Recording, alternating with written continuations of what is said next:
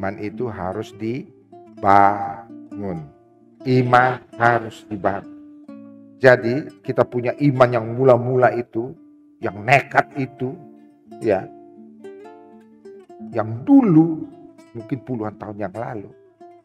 Bagi bapak-bapak dan ibu-ibu, kalau yang anak-anak remaja beda kan, dia melihat iman bapak ibunya lebih banyak. Tapi kalau saudara yang memang dari yang tidak mengenal Tuhan, maka saudara satu saat menerima Yesus Kristus sebagai Tuhan dan Juru Selamat, dan menerima lagi panggilan sebagai hamba Tuhan, maka saudara punya iman mula-mula yang sesungguhnya iman yang murni, dan iman yang saya suka bilang iman yang nekat, berani bayar harga. Dan saudara pasti ingat, pada waktu itu bayaran berapapun ringan, walaupun secara kasat mata berat, tapi saudara bisa lewatin. Nah, iman ini saudaraku harus dibangun. Harus apa? Dibangun. Jadi iman kita harus bertumbuh juga. Dengan apa?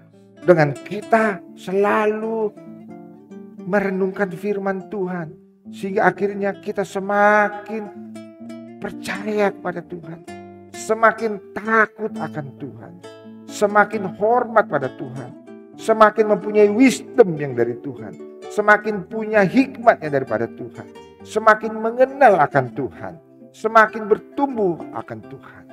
Nah itu saudara, itu harusnya. Nah mulai sekarang itu yang harus kita jalanin. Amin. Nah itulah yang disebut from faith to faith. Jadi iman itu harus dibangun saudara. Jadi jangan dikandasin, tapi harus dibangun. Dan saudara sudah tahu, untuk supaya iman jangan kandas, pelihara nurani. Supaya nurani terpelihara, jangan ada dosa yang gak diselesaikan. Dan supaya kalau kita ada masalah, jangan sampai matahari terbenam, kita masih pending. Kita harus benar-benar pelihara nurani kita. Sehingga akhirnya suara Roh Kudus itu semakin fokus di dalam hati kita. Dan akan mengalahkan suara-suara dunia. Itu rahasia hidup. Roma 1 ayat 17. Sebab di dalamnya nyata kebenaran Allah yang bertolak dari iman dan memimpin kepada iman.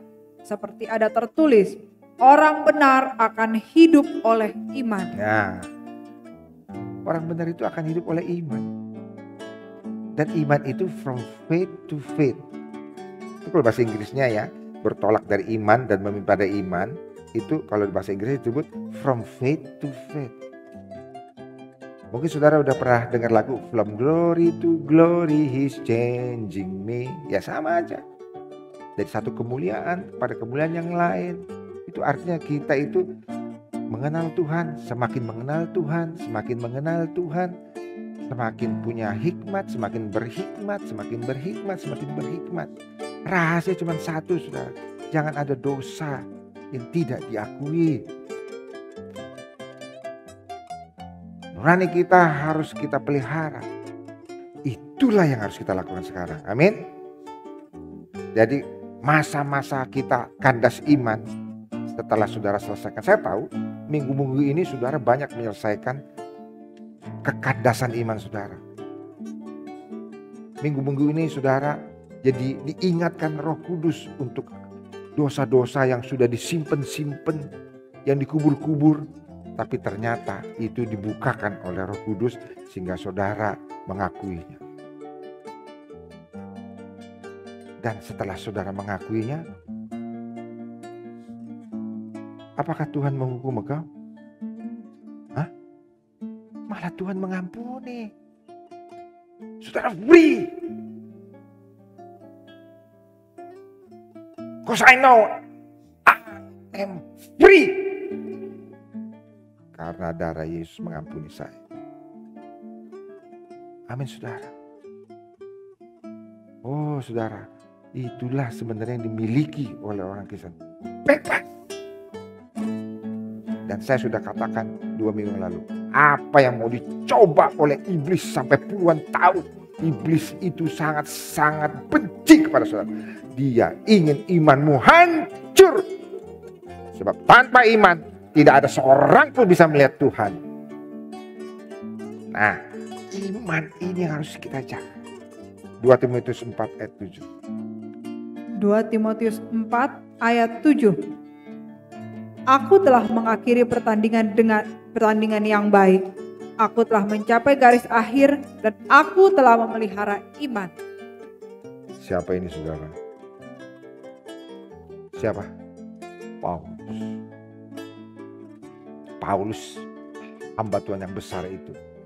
Rasul Tuhan itu pun dia berkata, aku telah mengakhiri pertandingan. Karena ini dia menulis, dia sudah tua dan sudah mau mati.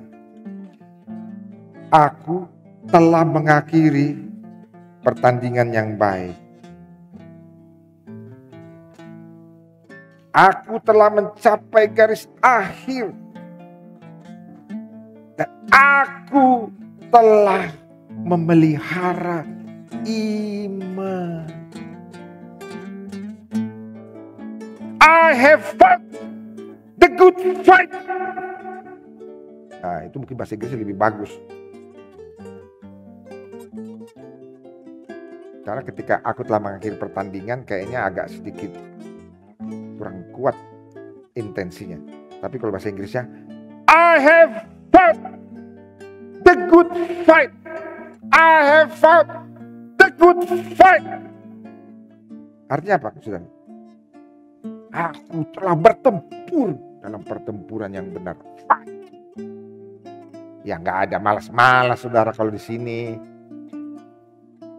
Saudara, ketika dia omong begitu, saya mau bilang, saudara, dia bisa bersaksi dengan hati nurani yang baik, saudara, bahwa dia memang benar. Sering nggak saudara dibilang guru, jujur, jujur, jujur, itu maksudnya ke nurani.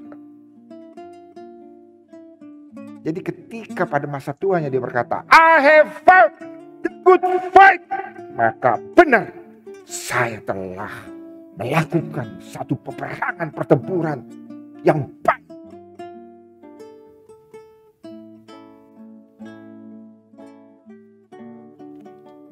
I have finished the race. Saudara, saya mau tanya, kalau saudara bertanding emang pelan-pelan larinya? Ya gak mungkin lah. Jadi saudara lihat cara melihara iman ini, saudara lihat aja ini. I have fight a good fight. I have finished the race. I have kept the faith. Itu dia, saudara. Jadi cara menjaga imannya begitu. Telah mengakhiri pertandingan. Aku telah mencapai garis finish. Aku telah memelihara iman. Saudara, Paulus adalah orang yang sangat menjaga nuraninya.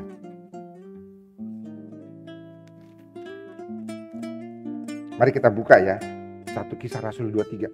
Ketika Paulus ditangkap, saudara, di Yerusalem, dia udah dikerumuni massa, lalu dia ambil kesempatan, saudara, untuk berkhotbah. Itu Paulus, saudara. Nah, lalu ketika dia berbicara pada orang Yahudi itu, lalu kemudian dia dihadapkan kepada mahkamah agama, saudara.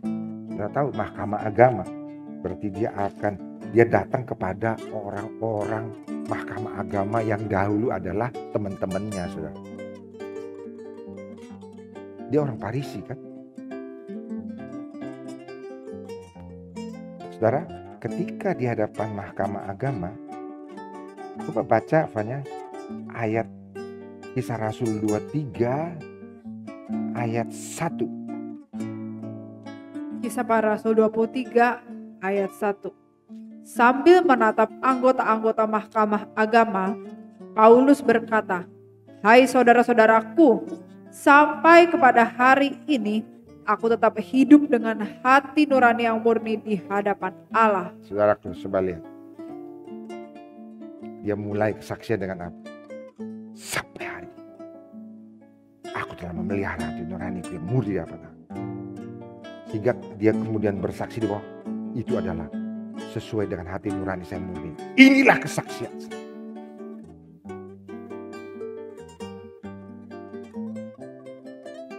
Terus kemudian waktu dia bilang begitu, apa yang terjadi? Ayat 2 dan 3, coba Fanya baca. Tetapi imam besar Ananias menyuruh orang-orang yang berdiri dekat Paulus menampar mulut Paulus. Membalas itu Paulus berkata kepadanya, Allah akan menampar engkau, hai tembok yang dikapur putih-putih. Engkau duduk di sini untuk menghakimi aku menurut hukum Taurat. Namun engkau melanggar hukum Taurat oleh perintahmu untuk menampar aku. Hampir sama kayak Yesus. Dia mengecam orang Farisi. Dan ketika Paulus itu di hadapan Felix, maka dia berkata begini. Kisah Rasul 24 ayat 16. Kisah Rasul 24 ayat 16. Sebab itu aku senantiasa berusaha untuk hidup dengan hati nurani yang murni di hadapan Allah dan manusia. Hati nurani yang murni di hadapan Allah dan manusia. Aku memelihara. Aku memelihara iman. Ketika orang berkata aku memelihara iman, berarti dia memelihara hati nurani, sudah. Gak adalah iman tapi hati nurani rusak. Gak ada beriman tapi kita buat dosa terus. Gak ada itu, sudah. Oh, saya percaya Tuhan tapi lakukan dosa terus. Gak ada itu. Ketika Paulus berkata, ikutlah aku karena aku pengikut Kristus, berani loh. Paulus berkata begini, saya tahu, saya yakin, karena menurut saya yakin bahwa dia mengatakan itu karena dia dapat bersaksi dari dirinya sesuai dengan hati nuraninya bahwa saya ini memang pengikut Kristus. Karena itu kamu murid-muridnya jangan ragu, ikut saya. Saya pengikut Kristus. Dia mau bilang gini, karena selama saya mengikut Kristus, saya tidak pernah untuk mencelakakan kamu semua. Saya tidak pernah untuk membuat bahwa engkau akan masuk neraka. Saya tidak pernah untuk mengajari engkau hal-hal yang jahat. So, saya selalu mengajarkan engkau hal-hal yang baik. Karena itu ikutlah aku. Berani sudah dia ngomong gitu. Setelah tahunan ikut Tuhan. Kenapa? Karena dia dapat bersaksi. Dan kesaksiannya itu ada dalam hati nuraninya. Saya memang menjaga hidup saya. Jangan ada dosa yang saudara sembunyikan. Kalau ada, lebih bagus saudara akui di hadapan Tuhan. Dan kalau akhirnya roh Tuhan memang mendorong, kamu akuilah sama gurumu. Atau pertama biasa sama suami atau istri. Kan hierarkinya begitu. Kalau yang berkeluarga, akui dulu. Lalu kemudian akui kepada guru atau kepada saudara-saudara. Lakukan. Supaya hati nurani kita itu kudus dan suci. Seperti ketika dulu pertama kali mengenal Kristus.